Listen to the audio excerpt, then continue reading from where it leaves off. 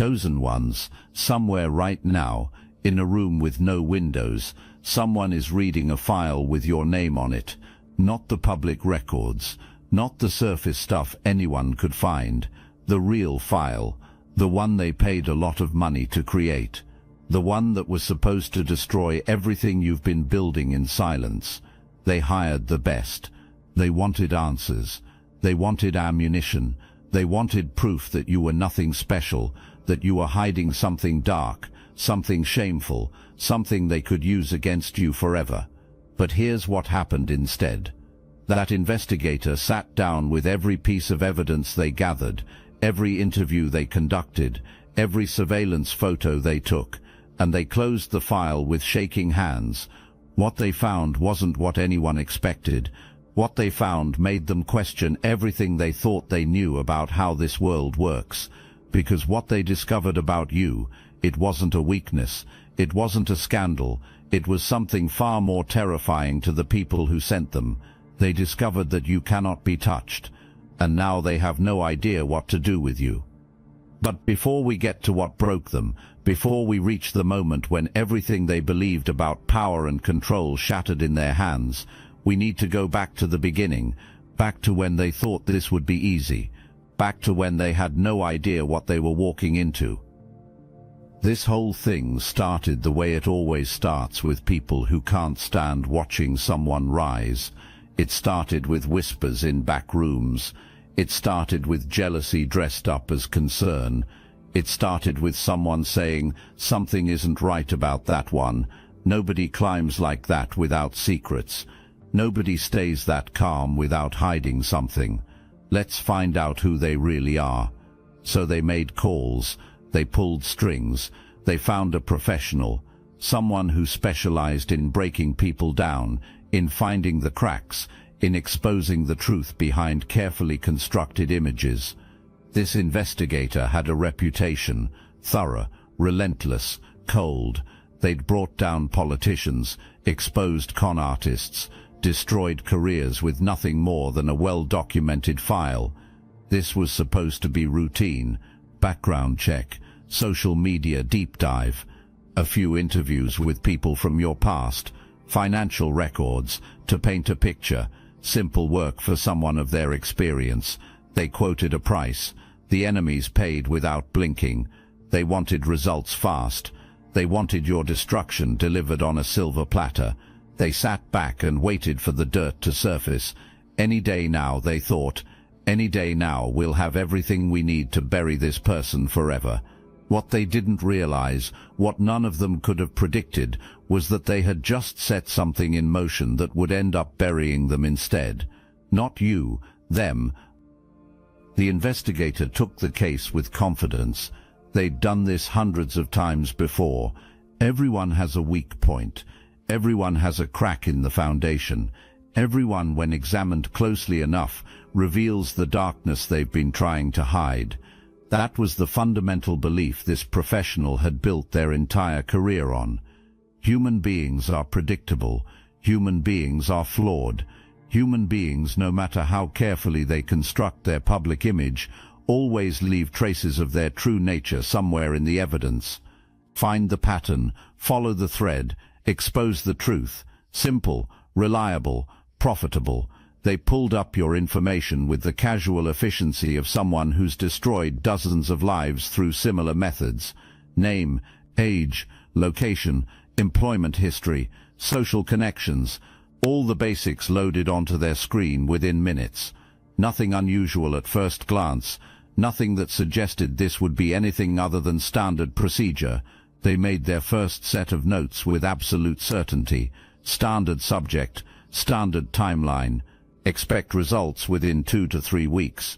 Those notes would become a source of dark humor later, when everything fell apart, when the professional who thought they knew how the world worked discovered there were forces operating beyond anything their training had prepared them for. But that realization was still weeks away. For now, they were still confident, still certain, still completely unaware that they were about to step into something that would change them forever. Weeks passed. The investigator went radio silent. No updates, no preliminary findings, no excited calls about discovered evidence, just silence. And that silence started to worry the people who'd paid for this. They reached out, left messages, demanded progress reports. Finally, the investigator called back, but something in their voice had changed. That confident, detached professionalism was gone, replaced by something the clients had never heard before from someone in this line of work. Hesitation. The investigator said they needed more time, said this case was unusual, said the standard approach wasn't working, and they needed to go deeper. The clients didn't understand. What could possibly be complicated about exposing someone? Everyone has skeletons. Everyone has made mistakes. Everyone has something buried in their past that they never want to see the light of day. So what was taking so long? What they didn't know, what they couldn't understand, was that the investigator had already found everything there was to find. And that was exactly the problem. Because there was nothing. The absence itself had become the mystery. The cleanness itself had become suspicious. And suspicion, once it takes root in a mind trained to see conspiracy everywhere, becomes its own kind of obsession. Listen carefully now. There was nothing wrong. No criminal record. No financial scandals. No hidden debts or suspicious transactions. No enemies waiting in line to testify against you. No pattern of manipulation or exploitation. No evidence of fraud, deception, or misconduct. The investigator pulled records going back decades, interviewed former colleagues, old friends, people who claimed to know you from way back. They accessed databases they probably shouldn't have accessed. They followed digital trails that should have led somewhere damaging. And every single path led to the same destination. A dead end, a clean slate. A person who somehow existed in this world without accumulating the compromising material everyone else accumulates just by living.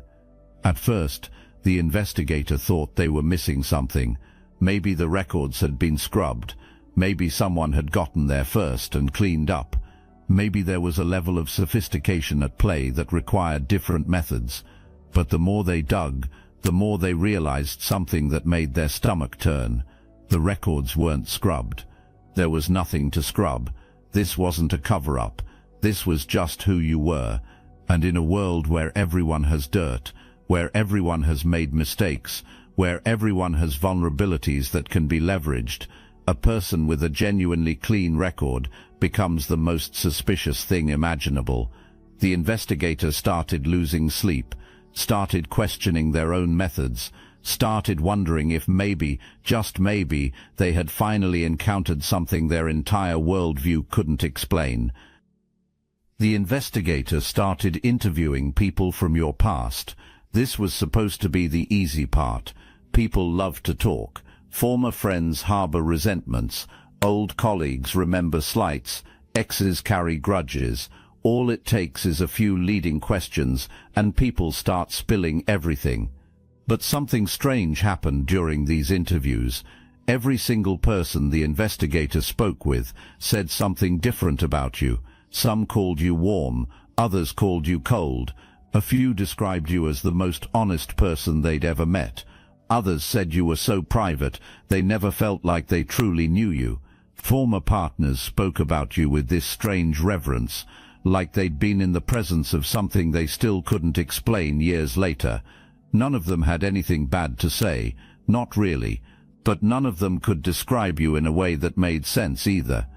The investigator started noticing a pattern in the confusion. Everyone felt like they knew you, but when pressed for details, when asked to describe who you really were beneath the surface, they all went quiet. They all got that same faraway look in their eyes, and they all eventually said some version of the same words.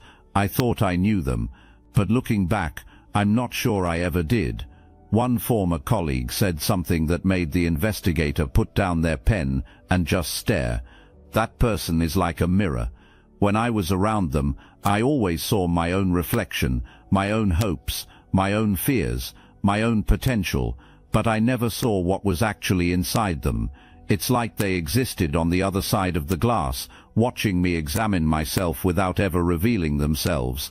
The investigator wrote that quote down 3 times, underlined it, circled it, because something about those words felt important, felt like the first real clue in a case that had offered nothing but dead ends.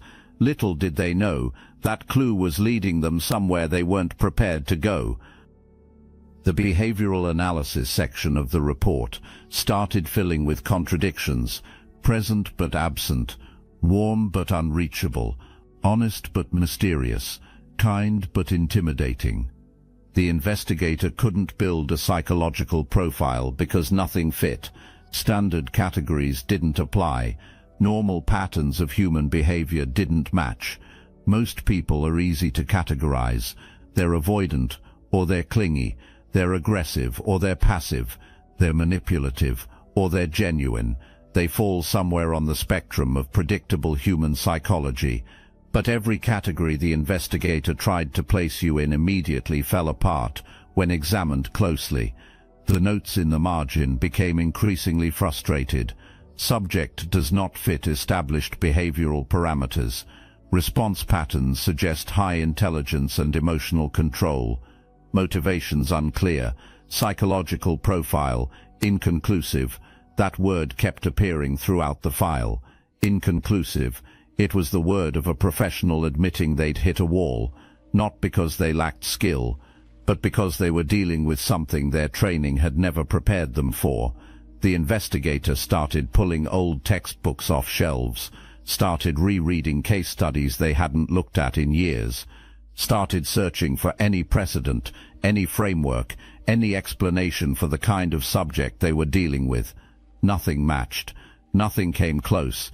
They were in uncharted territory now, and the deeper they went, the more disorienting it became. Here's where the story takes its first major turn. The investigator, frustrated by the lack of conventional findings, decided to expand the scope of their inquiry. They started reaching out to others who might have investigated you in the past, employers who might have run background checks, organizations that might have done vetting, former investigators who might have been hired by previous enemies, and what they discovered during this expanded search changed everything they thought they understood about this case. Because it turned out, this wasn't the first investigation into your life, not by a long shot. Over the years, multiple parties had hired professionals to dig into your background. Multiple attempts had been made to find the dirt that would bring you down. Multiple skilled investigators had taken the case with confidence and walked away with nothing. Some of them had simply given up and refunded their clients. Others had completed partial reports filled with the same frustrated language the current investigator was using. A few had written strange warnings in their final notes, warnings that made no sense at the time but were starting to make sense now. One former investigator, when contacted, refused to discuss the case at all, just said 3 words before hanging up. Some people are different. Another laughed nervously when asked about their findings and said they'd moved on to different work shortly after that case. Couldn't explain why, just said something about the job losing its appeal after running into certain subjects. The current investigator sat with this information for a long time, processing it, trying to understand what it meant. Multiple professionals, multiple attempts, multiple failures, and all of them walking away changed. What exactly were they all encountering? What was it about one person that could produce such consistent results across years of investigation? The answer, when it finally came, would shake everything they believed about how power really operates in this world. Then came the digital footprint analysis. In this age, everyone leaves tracks online. Every search, every purchase, every location ping, every late-night scroll. The digital exhaust of modern life builds a profile more accurate than anything a person could reveal about themselves intentionally. Most targets of investigations basically hand over their secrets through their online behavior alone. But when the investigator pulled your digital records, they found something strange. A presence that was there but barely there. Accounts that existed but revealed nothing. Posts that appeared to share but actually concealed. Every interaction was measured. Every piece of content was intentional. Nothing emotional. Nothing desperate. Nothing impulsive. Just signal. Pure signal. No noise. The investigator tried tracking locations through various data points. The results made no sense.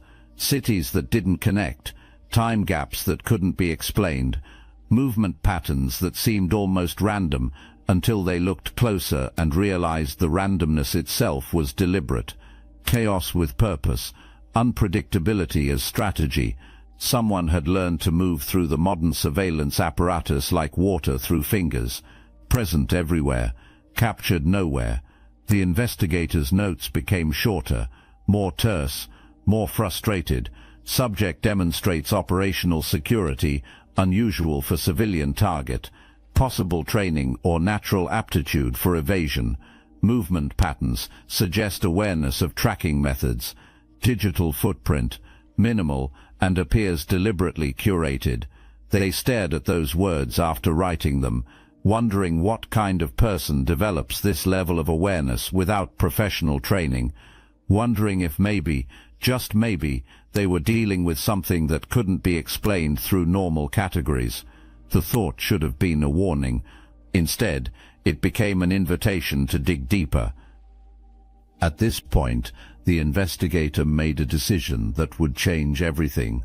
Standard methods weren't working. Remote analysis was hitting dead ends, so they went dark. Physical surveillance, boots on the ground, following, watching, waiting for that unguarded moment when the mask would slip and the real person would emerge. They set up outside your building, followed your routes, documented your patterns, and for the first few days, everything seemed normal. Coffee in the morning, work during the day, errands in the evening, nothing suspicious, nothing exciting, nothing that would fill a file or justify a fee. Then on the fourth day, something shifted.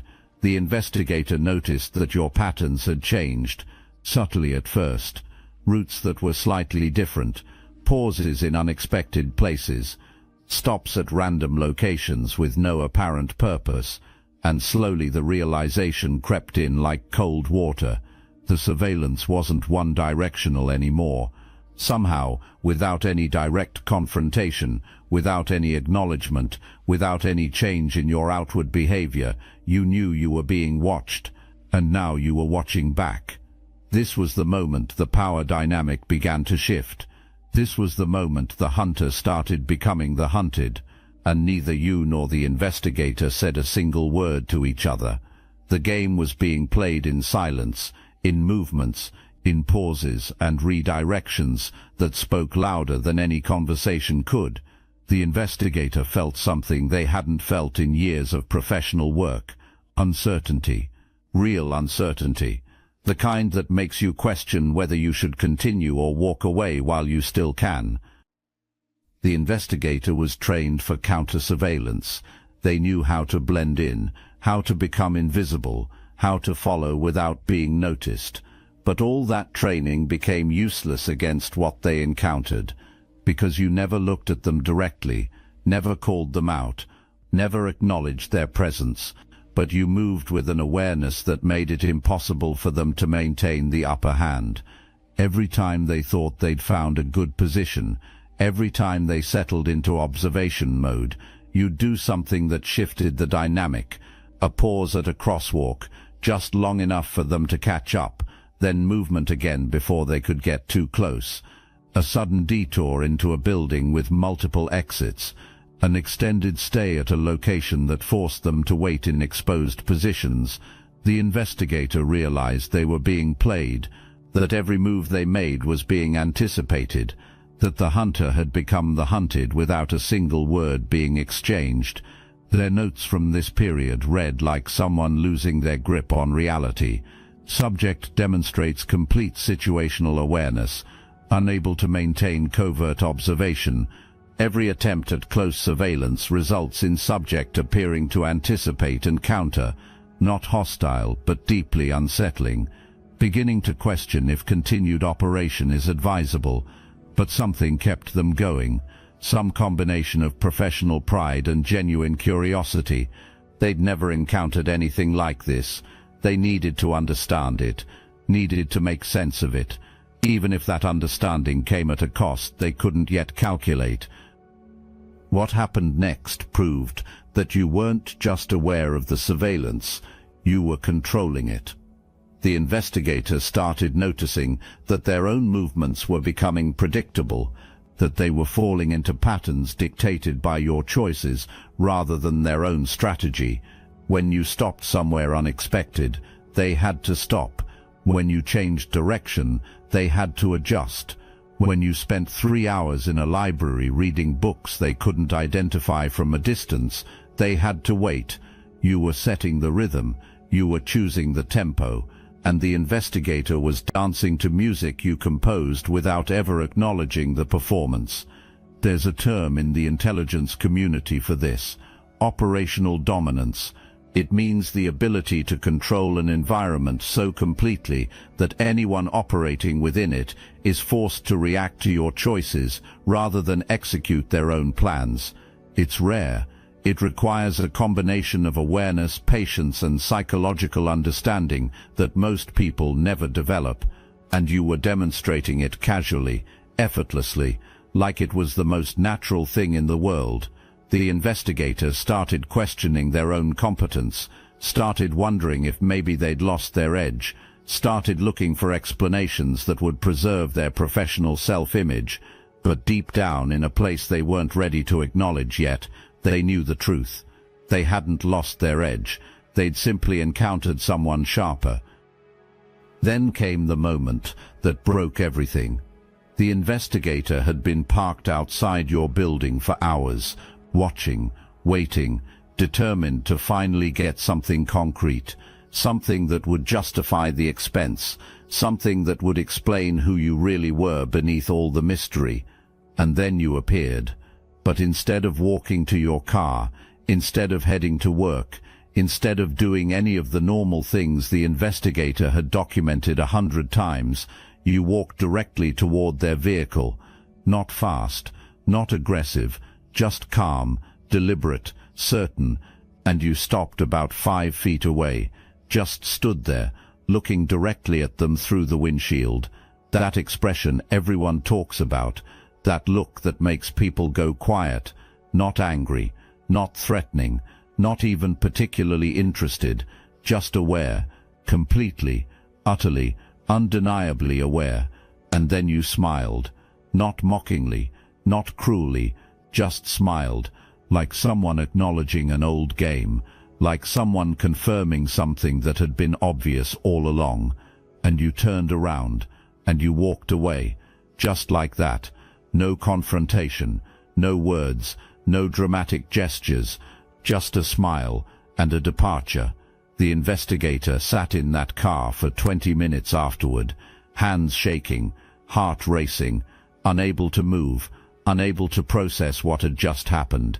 Someone they had been tracking for weeks had just walked up to them with perfect awareness of the surveillance operation, acknowledged it with a single expression, and left without needing to say a single word.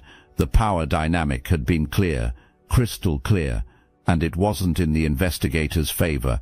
This was the climax they'd been building toward without knowing it, the moment when all the confusion and frustration crystallized into something undeniable. They weren't investigating you anymore. You were allowing yourself to be observed, and you just demonstrated that the permission could be revoked at any moment. The notes from that evening were different from everything that came before. Subject made direct contact, non-threatening but impossible to interpret, displayed complete awareness of surveillance operation with no apparent concern, recommend termination of investigation. But they didn't stop. They couldn't stop.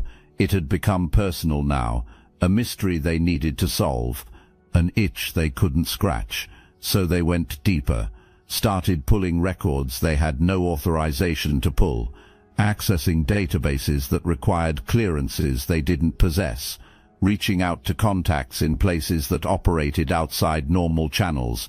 And that's when they found it. The anomalies, the sealed files, the classified documents that mentioned your name in passing but offered no details, just warnings, just codes, just phrases that made no sense without context. Do not engage, do not pursue, subject under observation, and the most chilling part, these warnings came from sources that shouldn't have known you existed. Government databases, corporate intelligence files, private security archives.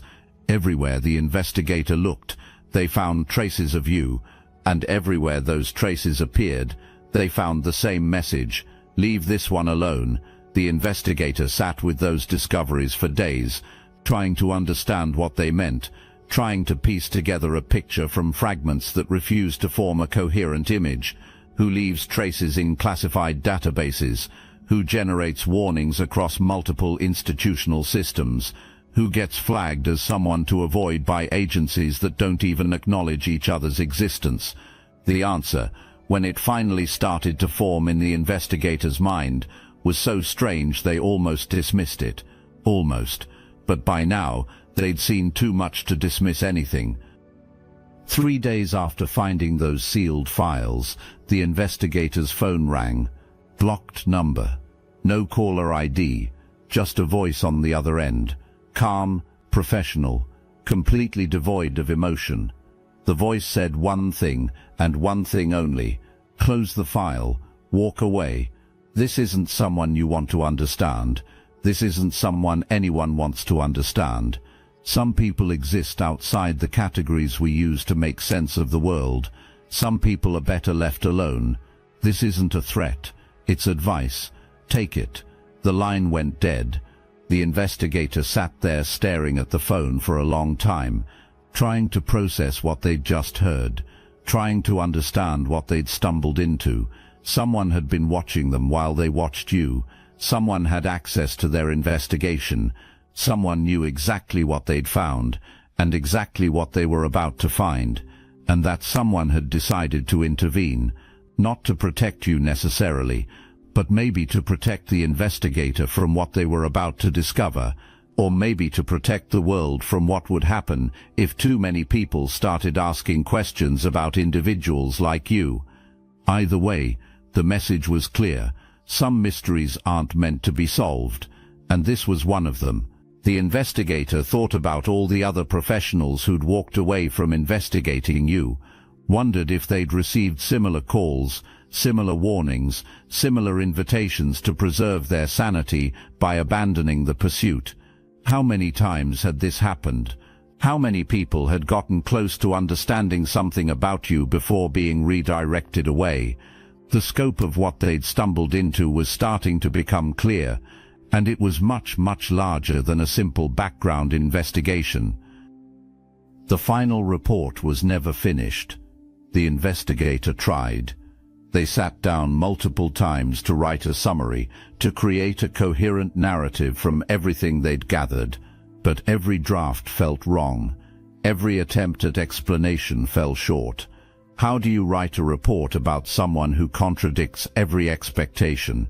How do you profile someone who exists outside the frameworks everyone else lives within? How do you explain to a client that the person they wanted destroyed cannot be destroyed because there's nothing to destroy?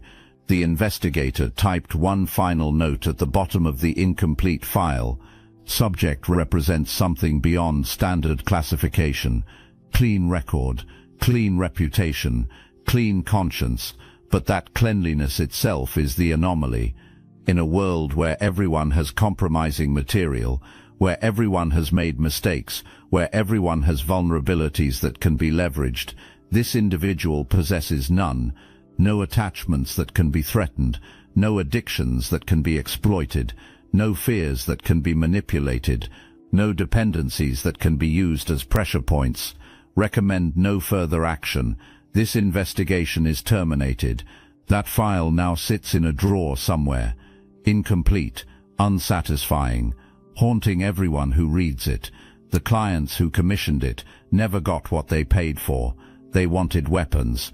They got warnings. They wanted ammunition. They got admiration disguised as frustration. They wanted to destroy someone, and instead discovered that some people simply cannot be destroyed. The resolution they expected never came. The satisfaction they anticipated never materialized. All they got was a growing sense of unease and a much lighter bank account. Here's what nobody tells you about investigations like this, about the people who get paid to dig up dirt and expose secrets, the ones who are good at it, who've been doing it for years, who've seen everything. They develop a sixth sense. They can tell within hours whether a target is hiding something, whether there are skeletons in the closet, whether the clean image is genuine or carefully constructed. And when they encounter someone who is genuinely clean, genuinely clear, genuinely operating on a different frequency than everyone else around them, it doesn't just confuse them, it transforms them. That investigator who spent all those weeks studying your life, they're not the same person anymore.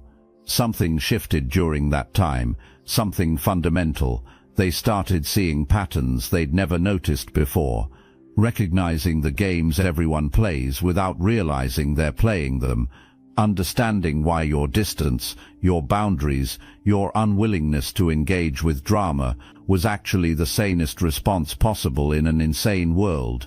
They started applying what they learned from you to their own life, cutting out relationships that drained them, walking away from situations that compromised their peace, moving through environments with heightened awareness. Their friends noticed the change. Their colleagues noticed the change.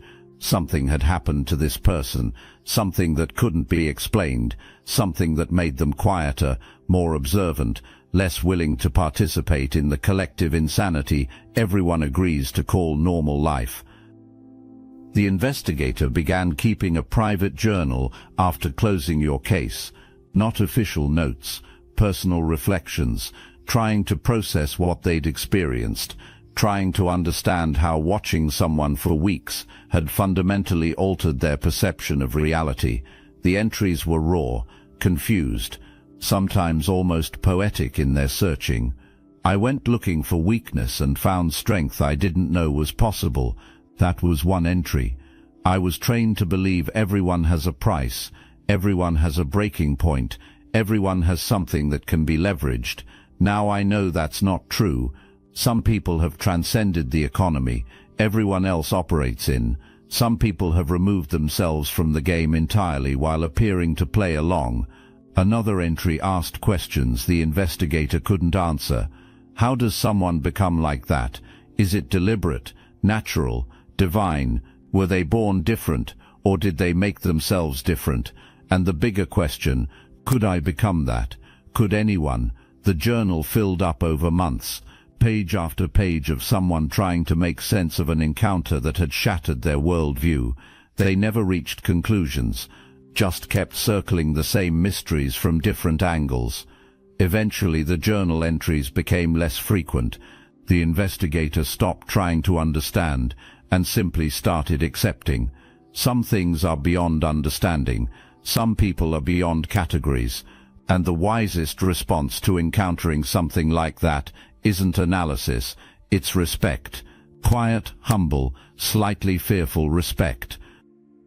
This is the part where some people might feel sorry for their enemies, might extend compassion to the people who tried to destroy them. But that's not what we do here. Those people who hired the investigator, they deserve everything they're feeling right now. That frustration, that confusion, that growing panic as they realize their weapons are useless against someone who has stopped playing the game they thought everyone was required to play. They wanted to find dirt, because dirt is the currency of their world. Leverage, control, power, through exposure. It's how they've always operated. It's how they've always won. And now they've encountered someone who doesn't operate in that economy. Someone who doesn't collect compromising material, someone who doesn't accumulate the vulnerabilities that everyone else treats as inevitable. This terrifies them more than any scandal could, Because if you can exist without being controllable, without being leverageable, without being threatened into compliance, then their entire system of power starts to crumble. Every manipulation tactic they've ever used depends on people having something to hide. And what do you do with someone who hides nothing because there's nothing that needs hiding? You panic, you question your own methods, you wonder if maybe you've been playing a game that not everyone is forced to participate in. And that wondering, that uncertainty, that's the beginning of their unraveling. The enemies held a meeting after receiving the incomplete report. They sat around a table expecting to hear about scandals discovered and weaknesses identified. Instead they got silence, confusion. An investigator who couldn't look them in the eye when explaining why the case was being closed. One of them demanded a refund. Another insisted they hire someone else, someone better, someone who could actually find what they were looking for. But the investigator just shook their head, said something that made the whole room go quiet. "I've been doing this for 18 years. I've investigated politicians, executives, celebrities, criminals. Everyone has something, everyone, except this one. And I'm telling you right now, if you send someone else, they'll find the same thing I found. Nothing. Or they'll find what I found beyond the nothing. The sealed files, the warnings, the systems that flag this person as someone to leave alone. And whoever finds that will either walk away like I'm walking away, or they'll push further and discover something none of us want to discover." The enemies looked at each other, some angry, some confused, some scared. The investigator stood up. "Keep your money. I don't want payment for this. Just forget you ever asked me to look into this person, and if you're smart, you'll forget they exist at all." They walked out. The enemies sat in silence. Whatever certainty they'd had when they started this was gone now, replaced by something they weren't used to feeling. Doubt.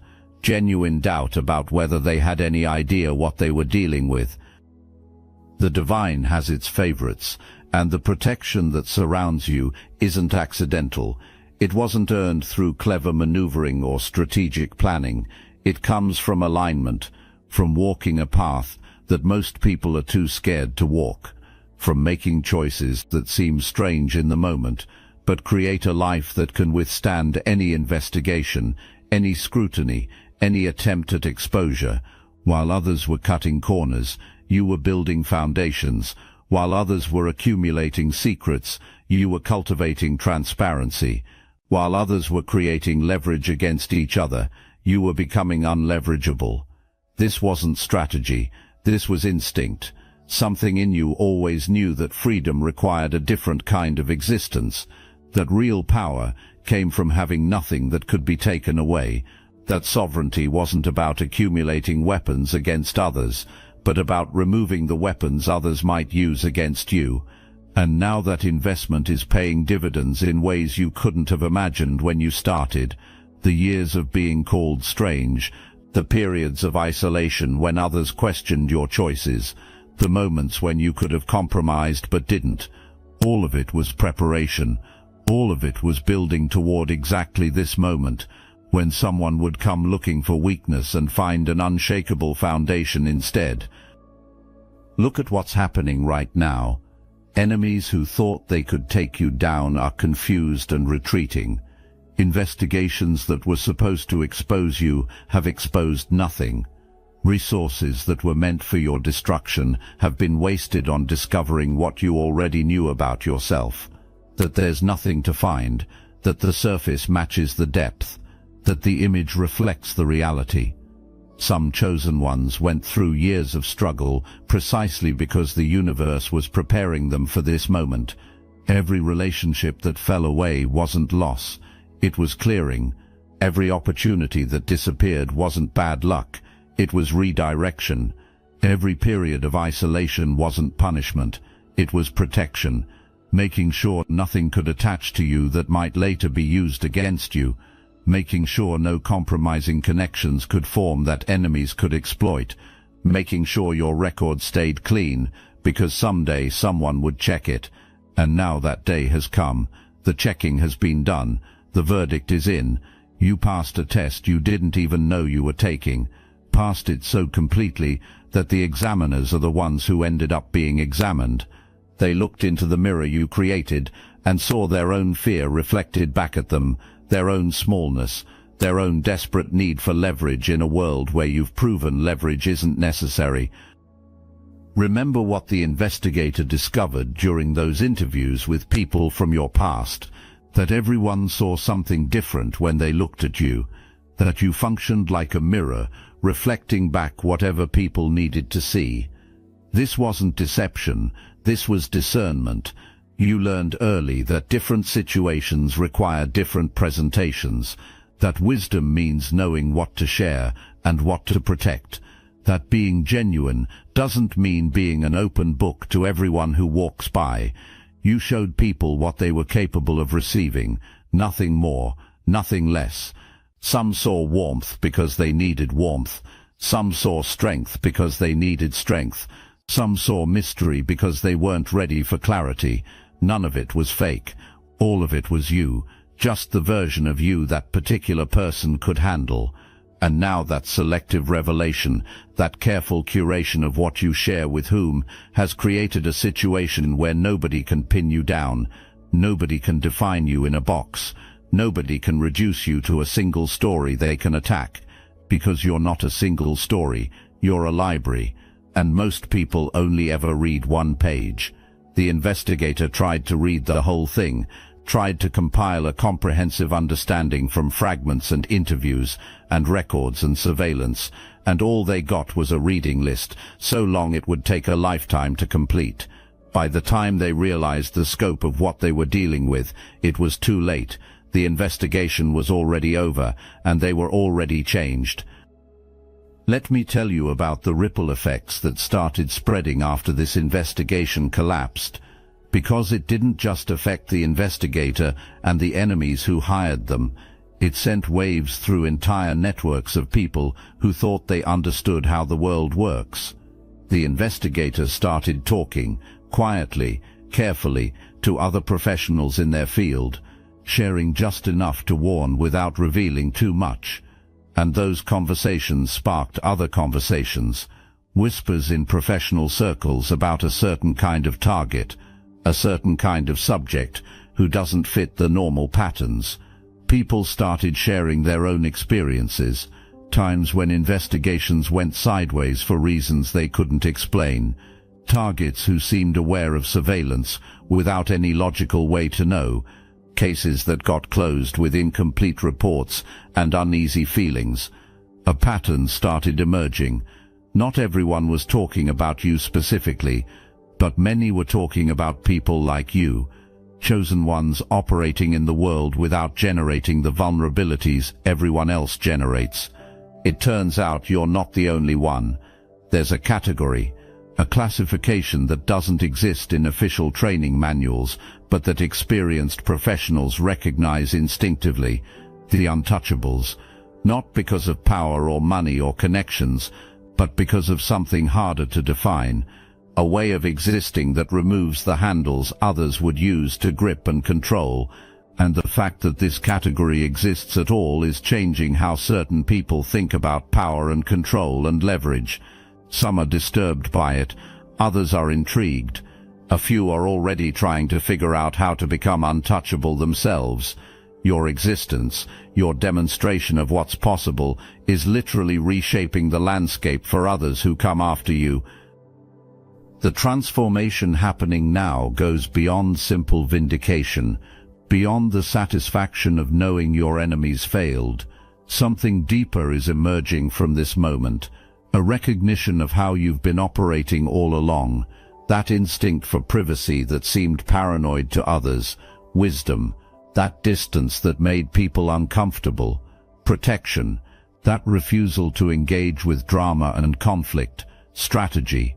Everything about you that the world tried to criticize was actually your preparation for exactly this kind of moment, when someone would come looking for weakness and find none, when someone would search for leverage and grasp only air, when the standard playbook of destruction would prove useless against someone who'd been building themselves to be indestructible without even knowing that's what they were doing.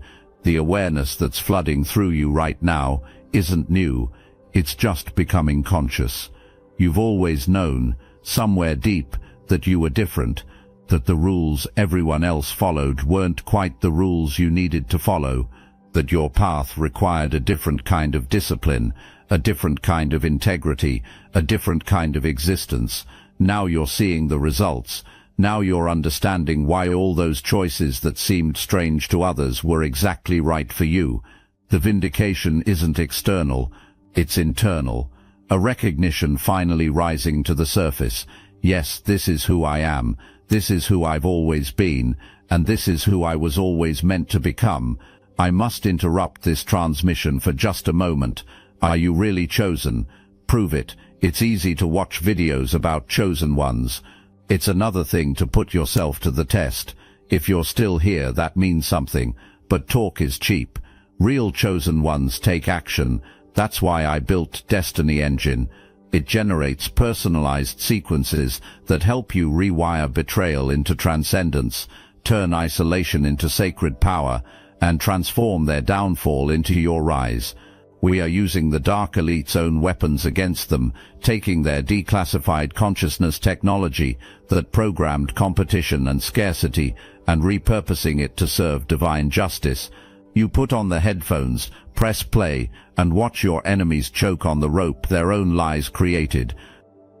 If you're done consuming and ready to prove you're chosen, start your Destiny Engine for $1 today, join the Obsidian Inner Order live checks, and watch divine justice accelerate in your life.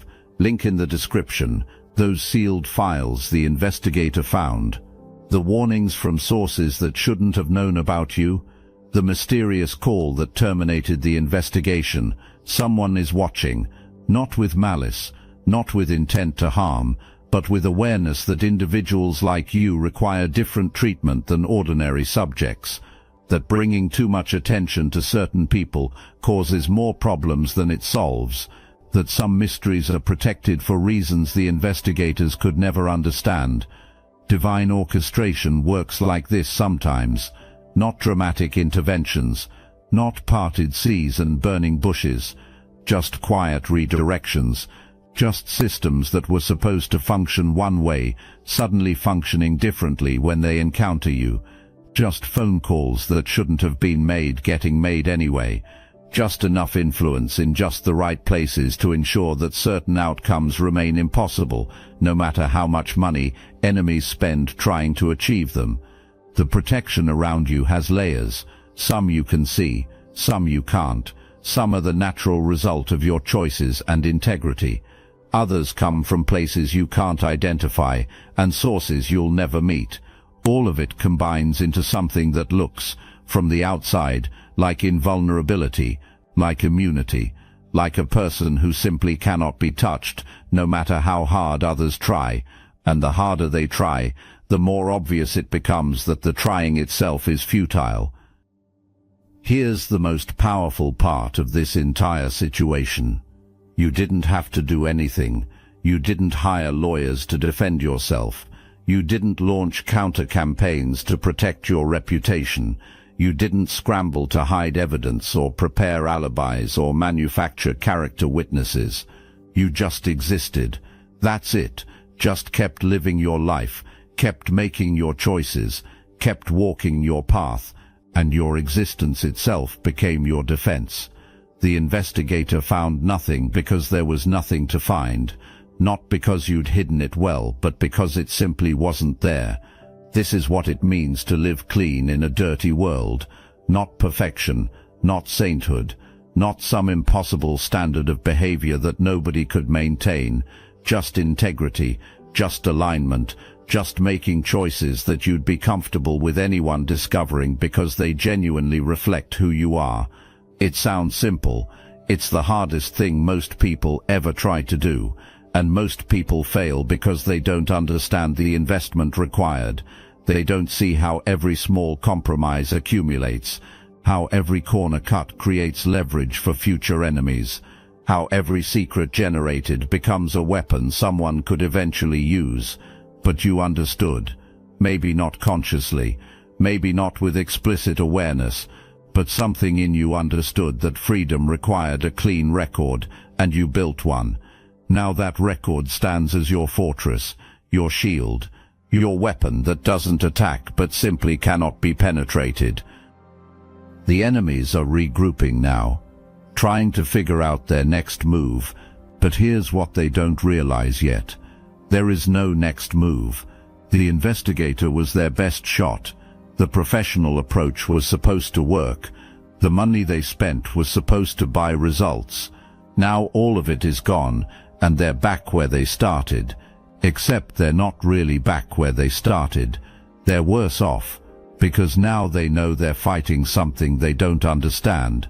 Before the investigation, they could tell themselves you were just lucky, just hadn't been caught yet, just had a well-constructed facade waiting to crumble. Now they know better. Now they've seen the evidence of your actual integrity, paid professionals to verify it, received confirmation that you are exactly what you appear to be, and that confirmation has done something to their confidence, their certainty, their belief that they can eventually find a way to bring you down. Some of them will keep trying.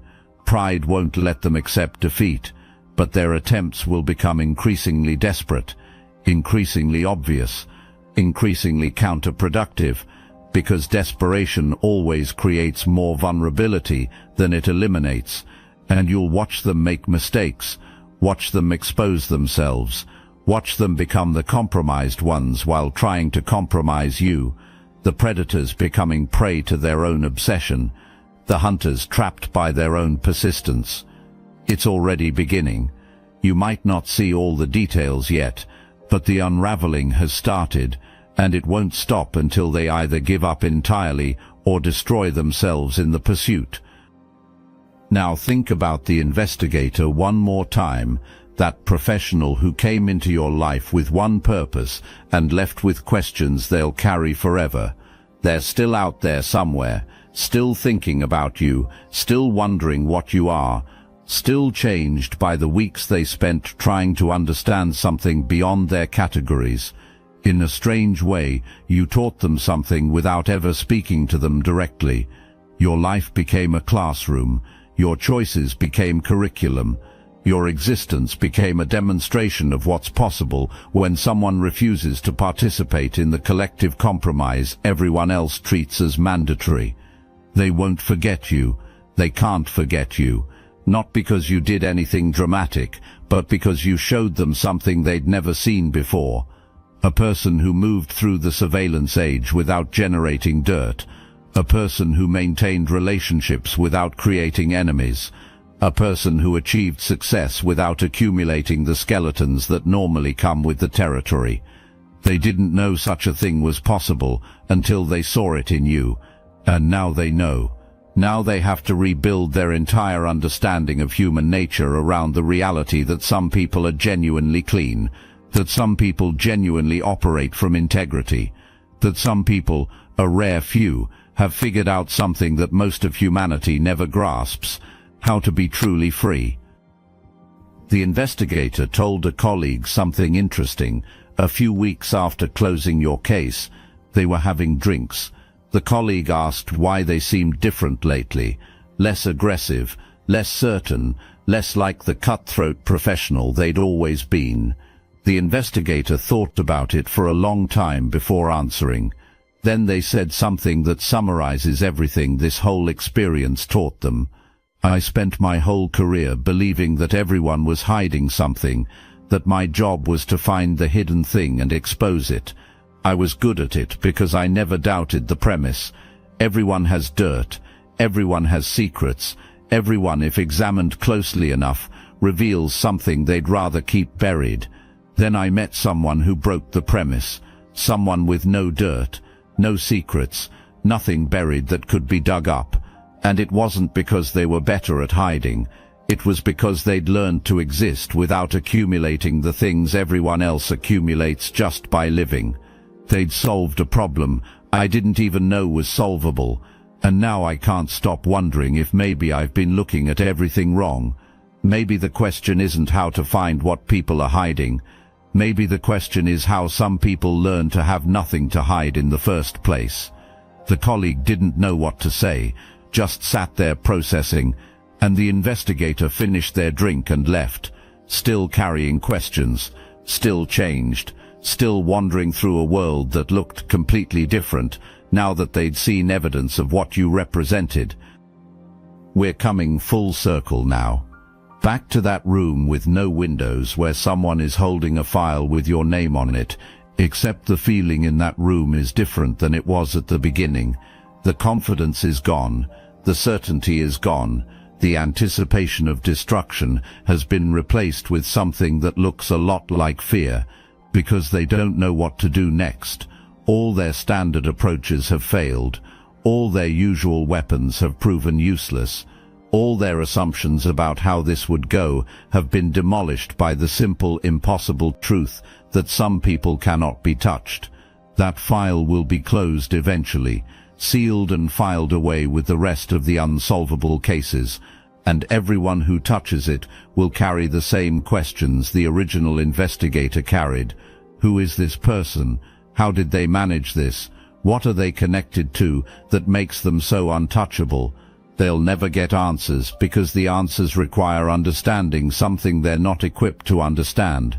That different rules exist for different people, that some individuals operate on frequencies the normal system can't detect or counter, that chosen means exactly what it sounds like: selected, protected, guided, not by luck or privilege, but by alignment with something larger than any individual investigator or jealous enemy could ever comprehend.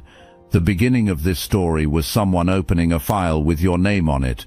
The end of this story is someone closing that same file, shaking their head, and walking away forever changed by what they couldn't find. So now you know the full story.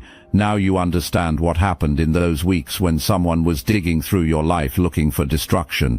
They found something all right, just not what they expected.